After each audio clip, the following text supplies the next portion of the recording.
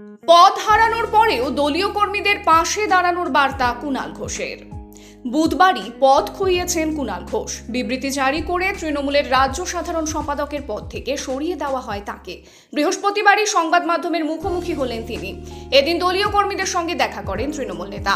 আবেগতাড়িত হয়ে চোখে জলও আসে তার। তবে দলীয় কর্মীদের পাশে থাকার বার্তা দিয়েছেন তিনি। কুণাল বলেন, ভোটের সময় কোনো বুথে কোনো কর্মী অসুবিধায় পড়লে পাশে থাকবেন তিনি।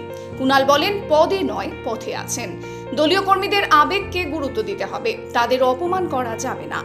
কোনো কর্মী অপমানিত হলে উনি পাশে দাঁড়াবেন বলে আশ্বাস দেন। প্রসঙ্গত, দলের পদ খোয়ানোর পাশাপাশি ভোটের আগে তারকা প্রচারকের তালিকাতেও নাম নেই কুণালের। তবে নাম থাকা না থাকাকে গুরুত্ব না দিয়ে প্রচার তালিকায় যাদের নাম রয়েছে তাদেরই দুর্নীতি নিয়ে কটাক্ষ করেন কুণাল ঘোষ। এইসব তারকারা যত এগোবেন কর্মীরা তত পিছিয়ে পড়বেন বলে মন্তব্য করেন সদ্য পদ হারানো কুণাল ঘোষ। প্রসঙ্গত